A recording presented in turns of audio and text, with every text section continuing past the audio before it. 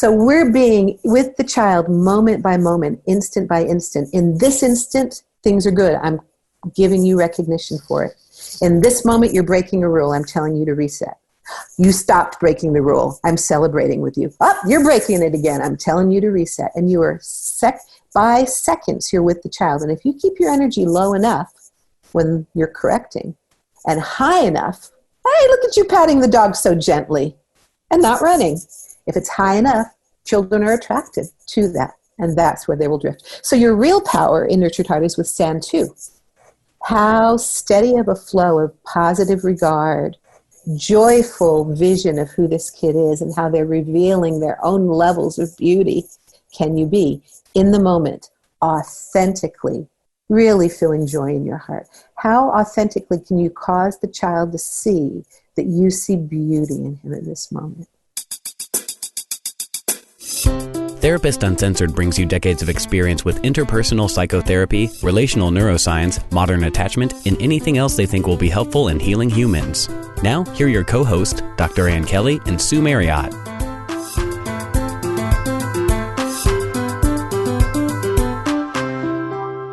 Hey everybody, thanks for tuning in to Therapist Uncensored.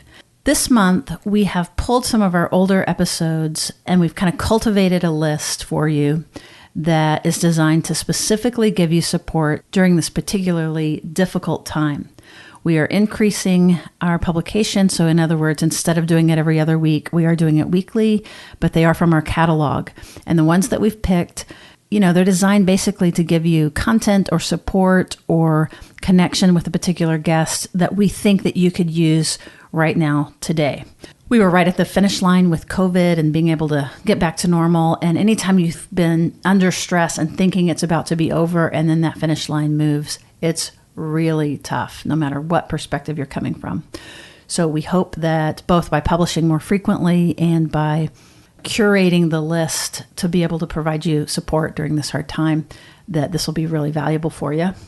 It's crazy because though some of these were recorded up to a year and a half ago, it's eerie that they are so relevant still today. We will be returning live, of course, soon. But in the meantime, my partner and I, Dr. Ann Kelly, send our love and support, and we hope that you enjoy these replays. Okay, let's get to it. Well, first, let me be transparent. I've actually been using the Nurtured Heart approach for 20 years. So I was an early adopter. And the reason was very simple. I went to a training in 2000 and I walked out of it, a 6-hour training with the creator, with Howard Glasser. And I walked out saying duh, this makes so much sense. Why was I not doing this already just instinctually? Went to work, started practicing. I had 3-year-old twin sons at home at the time, started using it with my children. And I gradually began using it more and more pervasively. And my results were just so astoundingly different than anything else that I'd ever tried that I took a deep dive. It was the results that I got that turned me onto it. Yeah, I have to mention that. That's the reason I'm excited to have you on the show. When you work with anybody or anybody that you've trained works with some of my clients, I resoundingly hear that response. Mm-hmm.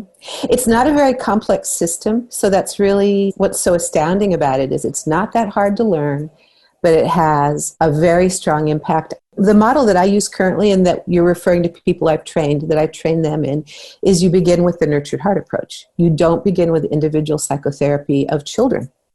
I don't at all anymore, regardless of the presenting concern. And when the Nurtured Heart approach is firmly in place and being used with fidelity, the vast majority of the cases I work with, I never end up seeing the child. I would say about 60% of my cases, I open them, do parenting work, and close them. And parents no longer want to bring their child, and there's no longer a need. I love that idea. So tell me why. What about the approach is so impactful? So it changes the emotional tone of the family, would be my succinct response to that question. My view is that parents should manage the emotional tone of the family, should be alert to it, and should keep it positive. In our society right now, we're very child-oriented. And so often the hierarchies in our families get flipped, and we either have a flat hierarchy with all the kids and all the parents having equal say and equal vote, or the kids end up on top. And I'm not a huge disciplinarian that parents need to like wear the boots, right? But I do think that when kids end up in charge, kids' ephemeral emotions can run the show and negativity can take over. And then when parents also dive into the negativity, you can end up with a real negative feeling in the home. And I would say most of the people who come to see me are coming because negativity has taken over in some way.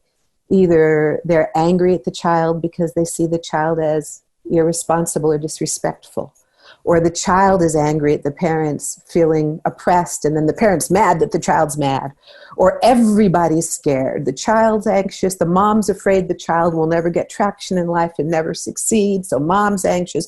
Dad's irritated that mom is babying the child. The mood of a child can transform the family into a family in which negative emotions and painful emotions rule. I can imagine that it is really tempting then to sense the kid's negativity or the high intensity energy coming from the child. It would be really easy to try to put that child separately and in therapy to say, hey, deal with these emotions, please. We're having a really hard time at home.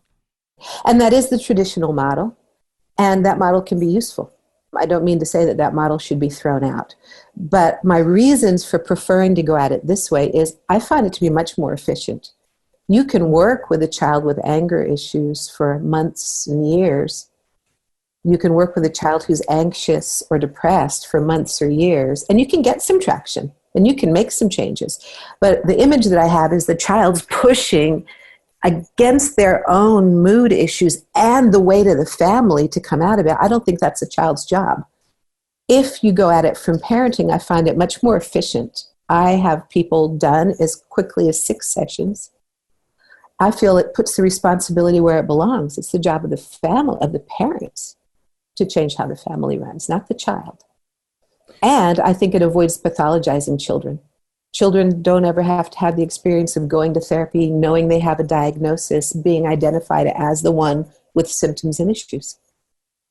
So it's protective from my perspective. Wonderful. So tell us more about the tenets of it. Tell us more about the framework.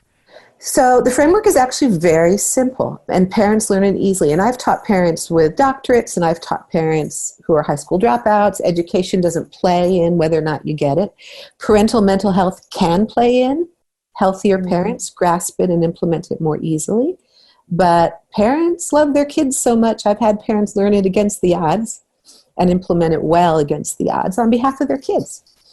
So the basic tenets are, we talk a lot about what we call relational energy within the Nurtured Heart approach. And relational energy is a combination of attunement, focus, attention, warmth. And so we have this for anyone we're interacting with right now. Like right now, I'm sitting on a computer via Zoom looking at you, and I feel relational energy coming from you. I see you nod when I speak. I see you smile. I feel like you're making eye contact even though we're on Zoom. And so, you lean in. So all of this is a pronounced experience for children, beginning with babies. Babies know, think the Edtronic videos. Like babies know when you're tuned in, and babies know when you disconnect, right? So that power of connection is highly motivating to children. Children notice when we're absent, even though we're present in the flesh, right? And children notice the authenticity of that connection. And so that is the juice with which we can guide children. And I'm setting the tenets aside, and I'm actually going to something that I think is more basic, if that's all right, which is children can end up upside down around our relational energy. And this is how it plays out. Your 6-year-old comes in and takes his shoes off at the door because they're muddy. And you say, hey, nice, Jeremy, thanks. Did you feel some relational energy? Definitely. Yeah. Mm-hmm. Jeremy comes in and does not take his shoes off and tromps mud all over your house. And you say, Jeremy, dude, seriously, how many times do I have to tell you that is not okay? Look this, I'm going to have to clean this up. You're going to clean up with me. Did you feel some relational energy? Yeah, I feel myself sort of shrinking. Shrinking on 2 levels, shrinking on what it feels to have you relate that to me and my memory of having done exactly that as a parent. Exactly. Yeah, we all have. Like we all live within a human nervous system. And we're all doing our best. But the beauty of Nurtured Heart is it clears the pathway to doing it in a way that's more effective and less stressful for parents and children. But the real reason I gave you was that example is which of those two experiences gave you the bigger dose of intensity? Oh, definitely the first one. Well, the first one, it depends on what level of intensity, I guess you mean. The second one, I could feel the intensity of just shame coming over my body. Avoidance. I wanted to back up from you. So take the flavor out. The second one was negative. The first one was positive. But which one was, if you remove the positive and negative, did the second one feel more potent? Did I slam you harder than I warmed you? Yes, for sure. That's the key to the Nurtured Heart approach.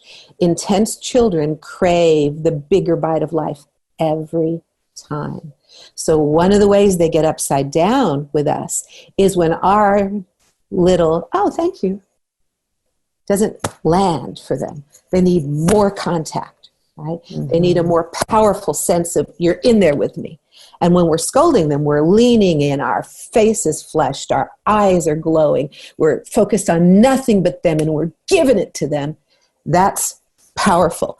Not all children, but some children will be dissuaded from the acts of cooperation because all they get is a good job, when what they want is something richer. And we tend to give something richer, even though someone like you and like me, I identify with you, the negativity in a potent form drives me away. And that was your initial response is, oh, we can tell something about your nervous system by that. You weren't going for the more intense experience. You were going for the more sweet experience.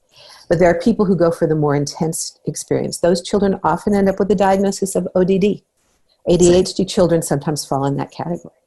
Well, say more about that. Just from a neurological perspective, do you think that the kids would go for the more negative? What's happening in their nervous system that would make them lean in more towards the negative? So let me make a small refinement on your question. It's not that they're leaning in toward the more negative. They're leaning in toward the stronger. The stronger, absolutely. They want the more potent experience. They would rather it not be negative. They'd like that potent experience to be positive. But the way we parent intuitively, we often dose them up big on the negative, and we're very mild, kind of insipid even, on the positive. Because we believe if they hear us really strongly and we're really clear, that's going to make the difference in their nervous system. And so that's where we get more emphatic and louder. And Jeremy, what are you doing? Right. So there you have it. That's a key concept of the Nurtured Heart approach, is being more intense around negativity is upside down. We need to be more intense around positivity, and we need to be fairly bland around our corrections. So the child gets a clear message that we revel in and glorify anything the child does or experiences that's on track. And that when oppositionality occurs or mistakes occur, our response is very moderated. That way we can scoop up the children who go for the positive, and we can scoop up the children who go for the more intense experience every time. I think about the nervous system and how much self-regulation is involved. When I see those shoes tracking on the floor, I'm thinking about my own body as Jeremy's walking across my floor, and I'm seeing the mud on the rugs, and I can feel my nervous system really get charged up. So it can be a challenge, I imagine, to really be attuned to your own body and how you respond to the kids. It seems like it takes a lot of teaching of self-awareness of your own neurological reactions. You're completely right, and that's what we're asking children to do.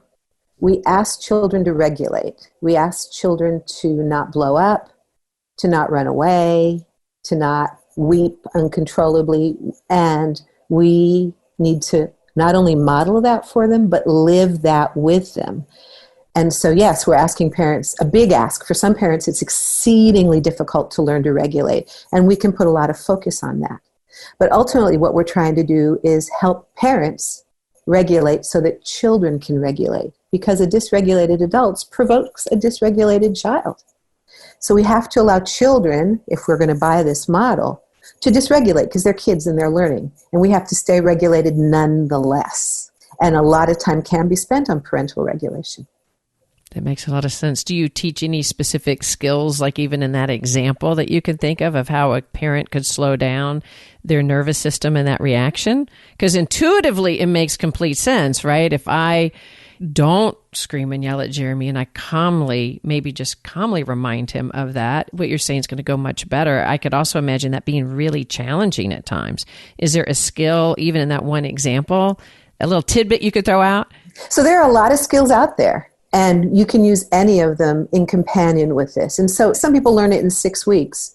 I've seen families for a year working just on the parenting. And those longer families are the ones where the parents need more of their own work. So I will refer them out for their own individual therapy. If they discover running every morning helps, we'll work on getting that up and running. People do yoga, people do meditation. There are loads of things that people can do to regulate their own system, and that is the adult work. And that's work that we try to walk parents through finding what they need in order to develop. I don't bond to any specific program, but I know it's an issue. And that can slow things down. And those are the families where once it gets done, the transformation of the family follows right behind it. So hence the statement you made earlier that you really turn the responsibility back to the parent. But to really, the onus is, let's really look at what's happening in your body instead of why is Jeremy so stubbornly always doing the same thing repetitively all over again and all over again. And we're just like, but I've told him 5 times and now we're focusing on attention issues because I've told him 5 times and he never seems to learn. This approach really flips it back and say, what is it in your body that keeps you from so reacting and being able to more measuredly remind him? And so that goes to the question that I deferred, which is once you have the concept of relational energy, and that some children go, like you and I, for the sweeter energy. Some children go for the bigger energy. And these are children who crave contact. You know, those sensory-seeking kids who want to snowboard and wakeboard and get in a fist fight because they like the physicality, let it be big, right? There are kids that are that way emotionally. We all know people like that, who like the big experience. Sometimes those kids will go for the big, even if it's negative, because they need the contact, that sense of being the sole focus of their parents' attention with passion, right? So what we are doing with the Nurtured Heart to give you the basic tenets is there are 3 tenets, and we call them the 3 stands. Stand 1, no energy to negativity. Stand 2, high energy to positives. And stand 3, total clarity about what expectations are. Parental regulation is required. You've got to be able to control your own energy to implement this, right? Mm-hmm. So stand 1 is Jeremy walks in with mud on his feet, and you see him walk across your house, and you say, Jeremy, stop. I need you to take your shoes back to the front door. Was that clear? Extremely. Was that agitated? No. No. I used as few words as I could. So you try to keep your passion low. Back to Dan Siegel, all of your nonverbal tells, eye contact, facial expression, tone of voice, quantity of speech, volume, posture, gesture, that all needs to be regulated to transmit to the child. This is not where the excitement is. Forgetting to take your shoes off is not where you get me. Nothing to see here. The gift of me, my intimacy, is not available around that mistake. I don't need to yell at you. Go take your shoes off. Right? That's stand 1, no energy for problems. Stand 2, high energy for successes. That means once you figure out what turns your kid on, and I wouldn't yell at you now that I know how it makes your nervous system react, right? For you, I would probably lean in and have a very warm and intimate lecture. Anne, stop, listen to me. Thank you so much for taking your shoes off. You are only 6 years old, and you remember no one even told you. And there they are neatly by the door. There is no mud on the floor. You remembered how important that is to me. It shows a lot of responsibility. It shows a commitment to not making your poor mom stress out. Thank you for that. I want to honor you for that choice because it would have been easy to forget. You came in super excited. Yeah, you've got total compliance. You got me. I got compliance from you. With a different kid, a wild ADHD running little girl, I might say, whoa, stop the bus, Anne, your shoes are by the door. Oh my goodness. You made my day. You made my week. I think it's time for a popsicle break. Anybody want a popsicle break on behalf of Anne's success? All right, let's go. Popsicles for everybody because of you. Did you feel how intense that was for a different kid? What I love about what you're distinguishing, this is really helpful for me because I think because I lean towards the first approach, sort of the calm, whatever, like I can even see myself in mistakenly guiding parents in that direction. What you're saying is that high energy kid, you can match high energy with real positive statements. If you need to be loud and intense to be able to match the kid and get them to hear it, but you can do it through positive cheering on. And you use the exact word that I like to hear, match. We need to match the kid. One parenting style is not fit all. Some kids are easily embarrassed, and they do best if you say, dude, thanks for taking your shoes off. That was so responsible. Because they might feel embarrassed if you're bellowing. So what works for your child to give the proper dose of intense relationship? You're leaning in. They're smelling your perfume. They're seeing your eyes smile at them while you're giving them what they crave. And when you put that in contrast with giving them very little relational energy for the error, you see where they're going to get drawn and where they're going to no longer be drawn. Right. So the very importance of attunement to what is specifically your child's nervous system style. I was thinking of one of my kids. Yes, if I was to praise him at each time he did, I would probably get an eye roll. But being able to just kind of on the side say it, thanks for doing that, and moving on, his body would definitely feel that. And with practice, you can even make those children who don't take much, you can make the commentary richer, because this also feeds into identity. Who do we want our children to think they are? What they hear coming at them repeatedly builds their idea of who they are. That's why we have the tragedies of learning disabled children thinking they're stupid. That's why we have the tragedies of shy children thinking they're boring. That's why we have the tragedies of impulsive children thinking that they're bad. Is because what are they hearing? What's drawing our attention? What feedback are they getting from the world? So you can be the architect of the feedback that your child gets in your home to build them into owning their greatness. Because every kid's great. Every kid has their genius zone. Every kid has their areas in which they're astounding. So we want them to know that. And they get to know it by us pointing out repeatedly, creativity, saw it again. So rich language, moving away from the good job, okay, I like it. Or even I'm proud. I'm proud is not about the child's greatness. I'm proud is about how he made me feel. If we want this child to go through the world, and I feel especially heated about this with little girls who can be raised to please, even now in the 2000s, how can we help them feel that they are great and that their greatness is not making me proud? It's by using a rich vocabulary of the virtues that we see. I like that because it's not about, I've always had a little bit of an issue with pride.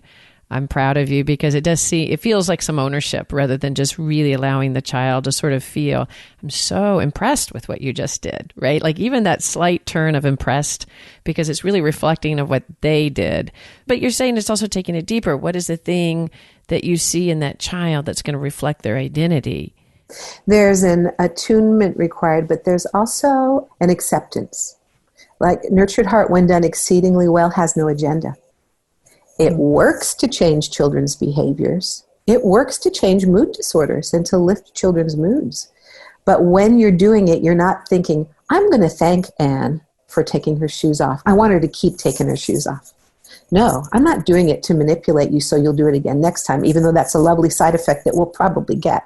I want to thank you because I see the beauty in you as a 6-year-old with presence of mind. And I'm so in awe that at 6 you could have that presence of mind that I'm going to tell you about it.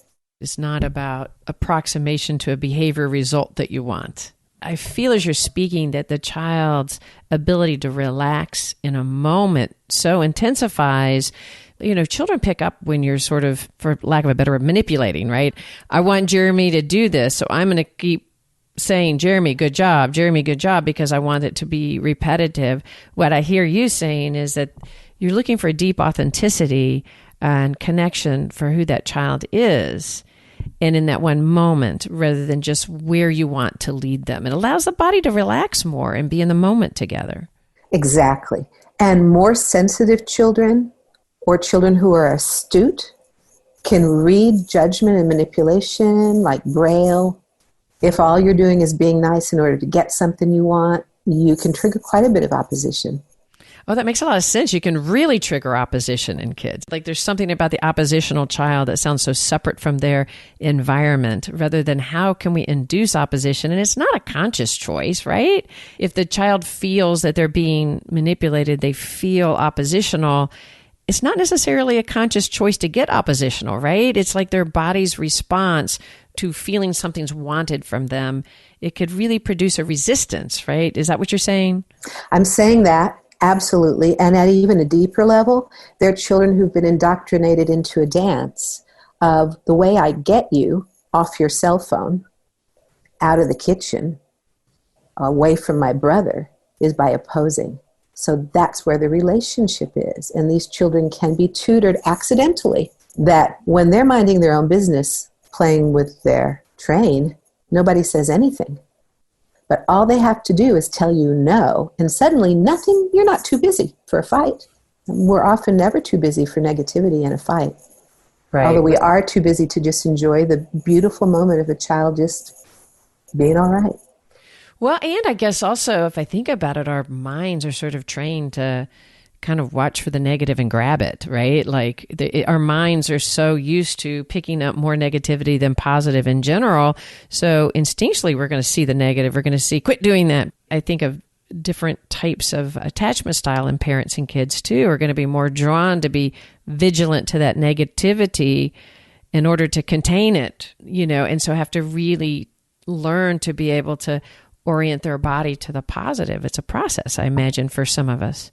There's a rewiring that needs to occur because, just speaking to all the interviews that you've done and posted since you began this project, we talk over and over and over again about our human brain is a big old problem-solving machine, a big old do-not-get-killed machine that's mission is to find the problem. So we can hone in on the child picking his nose in a group of 30 children where 29 of them are not.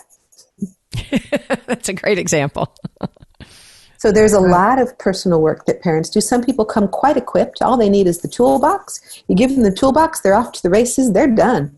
And other people, it provokes a great deal of personal growth and a lot of their own personal work in order to be able to do it. And I feel like it's a beautiful moment when parents are seeking help for their children because at that moment, people are very open to looking at themselves often. Most parents are so committed to parenting and love their children so much, they will do something they would never have done before, like go into therapy.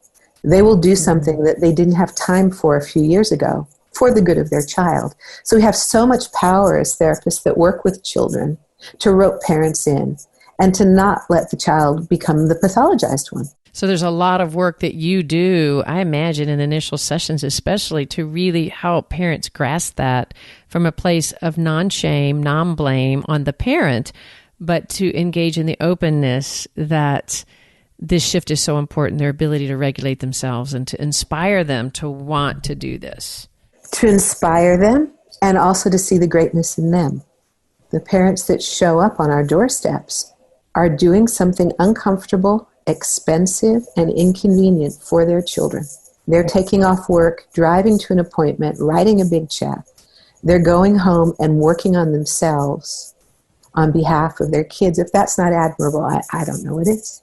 So it's so easy to be in your heart and really see the extraordinary characteristics of the parents who are willing to do this.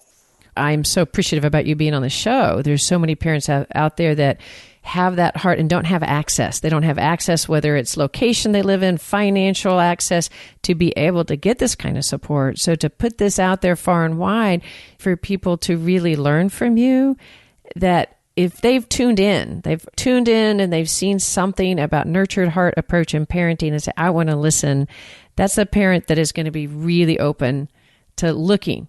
No, parents are amazing. As far as I am in my career, I'm 60 now. I did my first inpatient work. I started when I was 22, and I worked in a psychiatric hospital with adolescents and children, and was kind of the beginning of this path. And one thing that I've learned over those years is parents have all the power. Parents have so much power, and in their families, they feel that they don't, often because their tools are inadequate for the job. Not because they're inadequate, that they don't have the proper tool. This tool is the tool. And that children benefit from parents being confident and secure in their parenting and competent in their approach. So let's review. You talked about the 3 stands. Go ahead and let's review all 3 of them. So let me say something first before that. Okay. We use the word stand on purpose. They're not 3 opinions. They're not 3 hypotheses or 3 things I'm going to try. We talk about the 3 stands in terms of taking a stand. So if I take a stand against racism, I'm flippin' taking a stand. I like that. I'm going to vote consistent with my belief. I'm going to socialize consistent with my belief. I'm going to speak up when I see something occur that's racist. If I donate money to any cause, you know which cause I'm going to donate to because I've taken a stand. We don't take a stand and then say, oh, it's hard, sorry. We don't take a stand and say, oh, racism still exists. I quit. I'm going to take a different stand. If you take a stand, you put your money where your mouth is. You mean it. It matters. It's for life. And you walk the walk. So when we say the 3 stands, we mean take a stand and this is permanent. And you are going to walk the walk. And you're going to do it even when it's hard. You're going to do it when you have a headache. You're going to do it when you're discouraged. You're going to do it when you don't think you're making progress. So the 3 stands are like basic commitments that are serious. I'm so glad you stopped to explain why 3 stands, because even as you were describing it, there's a way in which my whole nervous system calms down, right? It's like when I talk to parents about voice down, right, instead of voice up. Like the confidence you give the children's nervous system when they feel that a parent is coming from a place of confidence and taking a stand. It's not ambivalent. So I can then slow my nervous system down as a child because I can feel the confidence in you. When you say I'm taking a stand, it's not I'm trying something. I'm going to do this strategy. It's no working at it. It's like literally these are the 3 stands we're going to take, and they're doable and they're easy to remember. And so it does build confidence in the parent, which of course, like you're saying, is going to build confidence in the child. Hey, my parents got it. And you keep coming back to confidence. And I think what you're approaching is the idea of how much security it produces for a child. Stand 1, no energy for negativity. That doesn't just mean no screaming at kids and no cussing at kids and no snatching and grabbing and spanking kids. It also means no lectures. It also means no harsh eye contact. It also means no exasperated, I give up. The one, my mother, bless her heart, she's still living and she's awesome and she may hear this, but she would laugh. When we were little, she would say, God give me strength. That's negativity, right? So when you say no energy to negativity, it means you're not even going to go, ugh. How low can you get it? That's why it's a lifelong project. We succeed at not yelling. Okay, can we succeed at not snarling? Oh, great, I'm not yelling or snarling. Can I succeed at not grimacing and rolling my eyes? How low can we get the energy as we work on this stand and making it ever cleaner? So no energy to negativity means a child's misbehavior, a child's failure, a child's defiance, a child not being able to pay attention long enough to do what he just said he was going to do. Social conflict, any of that stuff that you see as an area where the child is not living out of his capacity to be awesome. You're going to bring your energy down. That does not mean you don't correct. You correct with no energy. That's a great distinction. You correct, but you correct with no negative energy. No running in the house. Thank you so much for stopping running, and you did it in like 1 second. Dude, you're the speediest person for cooperation that I have in my life, maybe. That's awesome. You just stopped on a dime. I would have tipped over if I'd have stopped that fast. You're coordinated too. Like, how can you make it fun for the kid? That compliance is where you get the juice. No hitting your brother, no arguing. Clear, clean, soft. And as you said, if you are confident that you're going to hold that line, it transmits. And what you will get when you first start this with children is they'll do it again, or they'll do it worse. They'll run in the house while looking over their shoulder to see what you're going to do, because they're working for that energy they're accustomed to getting. They're like, if I run even faster, maybe with muddy shoes, maybe while bumping into furniture, maybe I can get mom to yell, because I'm kind of used to that pattern. It's familiar. Not pleasant, but familiar and juicy, right? And so when you first initiate this, you often get a bump of increased issues and then a settling when the child discovers it's a dry well. I don't get nothing no more. So what do you suggest then? I can imagine this being super challenging for a lot of parents. So you're saying don't run, and they look you in the eyes, especially children that have been maybe trained or learned to be much more oppositional, and they double down, and they're looking you at the eyes, and that's, I'm sure, where we have self-reflection. They're looking you in the eyes and intentionally doing it because you just told them not to. That's right. So one thing to remember is in Nurtured Heart, you get your power through the positives, not through the negatives. So the moment of disobedience is not the moment where you're going to get the most dramatic change. In the moment of disobedience, your mission is to not blow the game, to not blow your approach by blowing up. So the child looks at you, snickers, and runs. And you say, reset. The child runs up the stairs and makes sure you can hear his feet pounding. Then you hear at the top of the stairs that he paused to pat the dog. Hey, you stopped running and you're being so sweet with the dog. Thanks for listening. Then he couldn't resist the urge to now run to his room. No running in the house. So we're being with the child moment by moment, instant by instant. In this instant, things are good. I'm giving you recognition for it. In this moment, you're breaking a rule. I'm telling you to reset. You stopped breaking the rule. I'm celebrating with you. Oh, you're breaking it again. I'm telling you to reset. And you are by seconds, you're with the child. And if you keep your energy low enough when you're correcting and high enough, hey, look at you patting the dog so gently and not running. If it's high enough, children are attracted to that. And that's where they will drift. So your real power in Nurtured Heart is with Stand 2. How steady of a flow of positive regard, joyful vision of who this kid is and how they're revealing their own levels of beauty can you be in the moment, authentically, really feeling joy in your heart? How authentically can you cause the child to see that you see beauty in him in this moment? Yeah, as you say that, I can just, the energy, as you even say it, to say the beauty that you see in the kids. You can feel, I think for the listeners out there, you probably can feel it as Elizabeth says it, the warmth that comes over you. The concept of finding the beauty in the child. We're not just talking about behavioral compliance. We're not just saying, I'm so glad that you are complying with me. You're seeing the beauty inside the child, which is such an essential part. Dan, we talk a lot about children needing to really feel our delight in them. And we're using the word delight around really trying to help a child learn their essence, right? So even in trying to really build this connection with them in this Nurtured Heart approach, you're really developing their sense of self and their self-identity being great. Even if they tend to run over and over again and forget that you've told them, they're still great. That's right. That's right. And we don't want the misstep of thinking that running in the house defines you. Like I make that mistake and now I'm marked as a bad kid for life. Or build the identity of, I'm just the kid who has no self-control. I can't stop running. So Stand 3, absolute clarity, means that children know exactly what the rules and expectations are. And they know they can bank on you to celebrate them when they live within the bounds. And they know that they can bank on you to give a calm consequence every time they're out of bounds.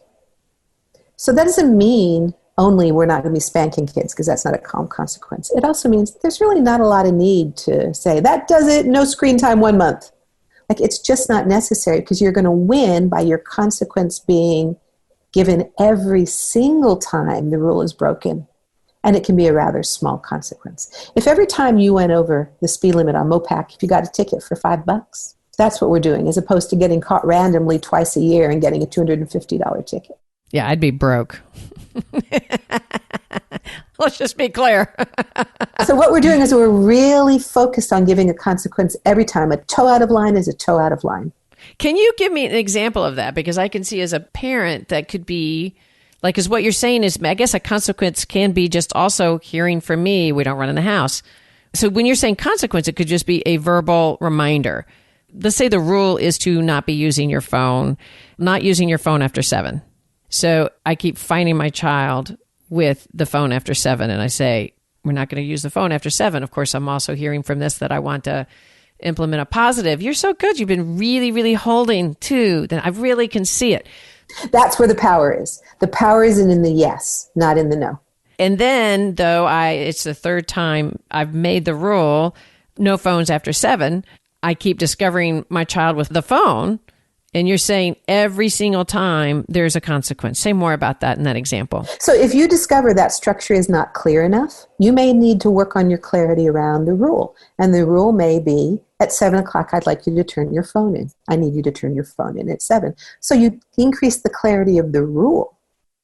So then instead of keeping going in at 7:15, 7:25, 7:40, 8:10, and saying you're still on your phone, I need you to get off of it, you just deal with that through clarifying the rule. So then at 7 you go, if she brings you your phone, you're like, thank you so much for following that rule. It shows such respect for the structure in our houses. It shows your self-control. Because you could have snuck about 10 more minutes because I was kind of busy and I didn't know to go get it, but you brought it to me. Right? Thank you for that.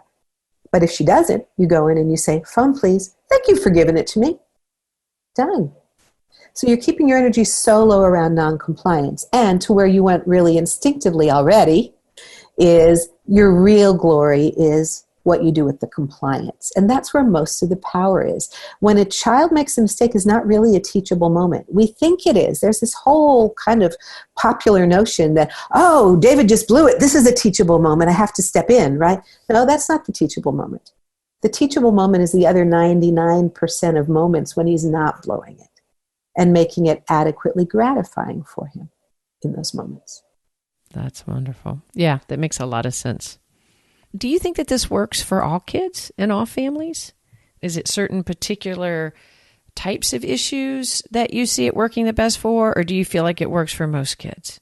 So I can get headway with every family I've tried. I can get something with every family I've tried. It was originally designed for children with ADHD, where it works like a charm. It works quite well with children with oppositional defiance. But since then, it's been used by various practitioners. Certain people who use this system have a specialty practice. It's very successful in the autism community and among those therapists. It's being used successfully with trauma. I use it a lot with anxiety. For some reason, people in Austin think I'm an anxiety specialist, which I'm not really. But I do think Nurtured Heart works so well with anxiety that people with anxious children have success. A lot of the more current protocols for intervening around anxiety require a great deal of parenting work because parents' approaches to an anxious child can foster and augment the anxiety unintentionally. So I think Nurtured Heart addresses that aspect of working with anxiety disorders.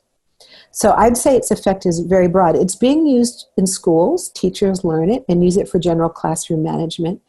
Currently, the state of New Jersey has adopted it as their intervention in their children's system of care, which means statewide, any child that's in out-of-home placement on the state's dime, whether it's foster care, juvenile detention, group homes, psychiatric hospitals, have to be in the care of staff trained in the Nurtured Heart approach. So they're using it across diagnoses there. And their early results are surprisingly powerful. Great decreases in restraints, great decreases in staff burnout. I could go on. Wow, that's so heartening. And I can imagine for those out there that are listeners that are teachers or any other organizations that work with kids, of course, as a couples therapist, this is also very relevant for working with anybody, not just children. But I can imagine that this is actually so applicable to so much more than just in the family or in your therapeutic room, really organizationally using this to alter the way organizations respond to kids.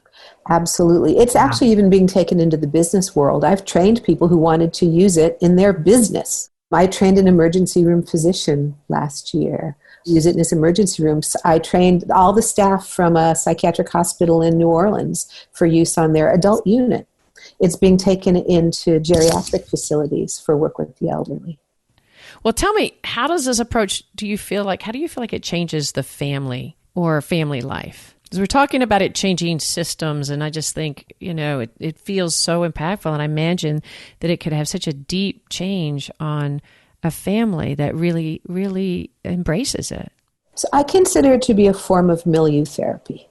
So what we're really shooting for is changing the emotional tone of the family, changing the relationship, the emotional tone of the relationship between the parent and the child. But we don't advise you do it just with your difficult child. You do it with everybody. So if you have 5 children, you do it with all of them, and you do it with your partner. And so when the family changes its focus from focusing on what's wrong to focusing on what's right, you can see how that would impact the day-to-day feel of the family. There's also a premium on regulation. We're not just asking our ADHD daughter to regulate. We're asking everybody to learn to reset, to learn to regulate, to learn to get back on track when they're off track. And that's all a reset is. A reset is saying to someone lovingly, I see you're off track. Get back on track. And I'm here for you. You did it. Yeah. You did it. Now you're back on track. And so a reset is a gift. It's a gift to a person. It's a reminder that they could live out of their greatness. And so when reset becomes an equal opportunity consequence, parents reset themselves out loud. They reset children. Children can reset parents. Couples can reset each other. The stand to recognitions flow. And everyone has the expectation of themselves to not overreact to negativity, to regulate. What you find is you create a home environment that's more peaceful, that's more loving, and that's more focused on appreciation. So it creates a kind of love that's based on an accurate attunement to the beauty in each member of the family. I'm glad that you brought up earlier that what we really are talking about is security. What we're talking about is developing deep internal security in each other and in the family system. There's been a lot of success using this with adopted children who have trauma history or abandonment history and attachment issues. And the beauty of using it with those children is they can learn quite quickly that they can bank on their parents not to overreact. Right. That misbehavior or problems just don't bring trauma in this family. And they can bank on their parents to see them with rose-colored glasses, which helps them understand what's great in themselves and which undercuts that tendency we see in children with trauma histories or adoption and relational trauma to think that it's their fault because they aren't likable, because somehow they're damaged, no one would want them, that their needs are too much, that their emotions are too much. You just debunk all of that in a day-to-day, moment-by-moment living in which you discover you're not too much. The development of the deeper sense of security. We're always speaking about on the podcast the idea that it is looking at our own internal security that has the effect on the external world instead of the other way around. And this is just really attesting to that we're talking about our own internal regulation, being able to then bring to us those things that we really want more in the world from our kids, from our partners. So I love the emphasis on your own emotional regulation and then the ability to see the positive and to really look for, not just that, but really creating the ability to see the greatness in each other and in your children. And the word creating so rang a bell for me because really what we're doing is we're creating success. Yes. We're not waiting for a child to go off to college and have made a wise decision so we can say, yay, good job. Right? We're starting when they're 3.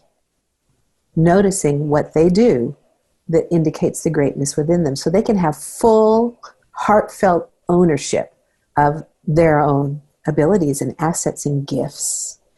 They have a genius zone. It'll gradually reveal itself if you keep your eyes open and you're looking. And if you're more interested in that than you are in the damaged part or the difficult, challenging part. I love that. I could talk to you all day. There's so much to go in this. I think we're going to bring you on again later because I really think we have so much we could still cover. We're going to leave our listeners hungry for more, I think. A question that I have for you is for those parents out there, and we have many therapists that tune into this podcast. What recommendations do you have for them in learning about this approach or applying this approach in their practice? Do you have any recommendations? Absolutely. You need to be educated first because if you just do it at a glance, you'll do it at a behavioral level. And it functions at a behavioral level. Behavior modification works, and you can use the Nurtured Heart approach as if it were merely a behavior modification program. But it doesn't get the hardest kids that way, and it doesn't produce the inner wealth in children when you use it at a behavior level. They just learn they can comply and get the cookie. Right. And so to use it at a deeper level, you need some training. So there's a book called Transforming the Difficult Child, The Nurtured Heart Approach, which is Howard Glasser's original publication.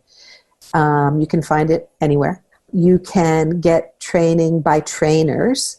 You can go to the Children's Success Foundation, which is the foundation that supports the Nurtured Heart approach. And they have a list of trainings that you can attend. There's a 5-day training that's done several times every year. Now we're doing it by Zoom. I just did that last week, 5 days on Zoom. And it was no less powerful than in person. In ways it was more powerful. And if you go to the 5-day training, you can become a certified Nurtured Heart approach trainer. And let me ask you that. What about parents? So that is to become a certified trainer. What about parents that might be really interested in this approach? So parents can also read the book. You can go online and find a trainer in your community. It's sorted on the website by state and town, and you may be able to find someone who would train you locally. And parents are also welcome to go to the certification training. Some parents want the 5-day intensive so that they really got this stuff, and they're as welcome as therapists to that training. Oh, that's wonderful. They can do the training themselves. Just think how the intervention, and probably seeking out a therapist that has this kind of training also. Elizabeth, you are also working at the closed end of working on a book with one of your colleagues. Tell us a little bit about that. I am. So Kathy Shearer, who's a psychologist in town who specializes in parenting work. And by the way, is also absolutely wonderful. She is absolutely wonderful. She brings a depth that I find so calming. She and I have put together a book on parenting. The book is focused on work with young therapists, early career therapists, to help launch into their career with a broad knowledge of attachment, emotion regulation, neurobiology, and how that plays out in parenting, with Nurtured Heart as an example of a way to implement all of those perspectives in parenting on a day-to-day basis. And we're really promoting doing parenting before you begin individual with a child. How do you see it in terms of it developing deeper attachment security? Would you agree that this approach could really be impactful? Yes, I think that it can build secure attachment. I also think it can repair insecurity.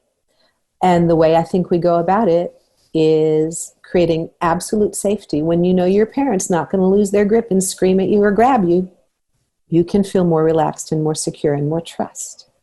When you know your parent sees you positively and holds you in high regard and is in awe of how awesome you are, you can feel good about yourself. So the aspects of identity that are entangled in attachment security, and the aspects of relationship, not being afraid to reach out because you know you've got enough greatness in you that people will find you attractive, is being built by this.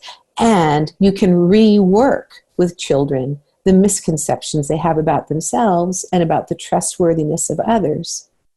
And of course, it's not always complete. Just like parents don't all learn to regulate impeccably. But the perspective of the Nurtured Heart approach is any step in the right direction is valuable and should be celebrated.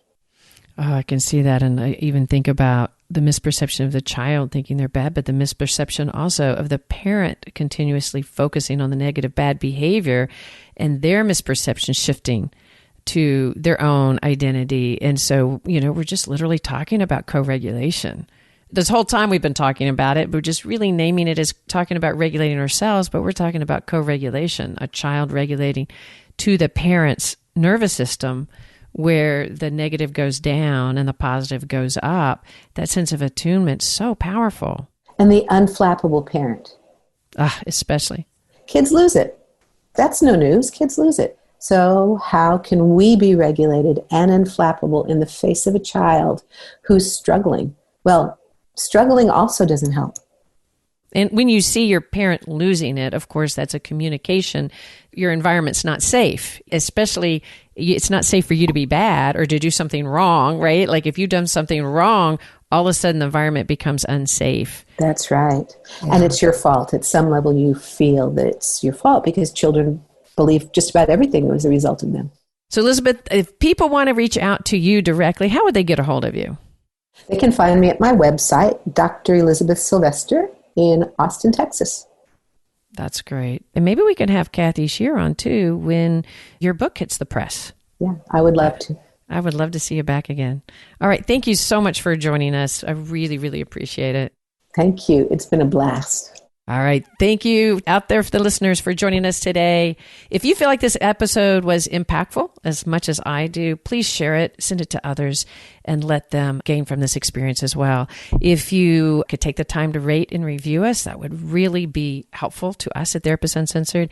And if anyone out there feels like they can help us produce such content to get it out to the world for those that might not otherwise be able to have this, please think about joining our Patreon at patreon.com/Therapist Uncensored.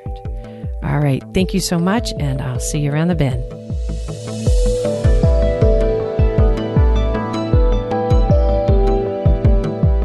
Therapist Uncensored is Ann Kelly and Sue Marriott. This podcast is edited by Jack Anderson.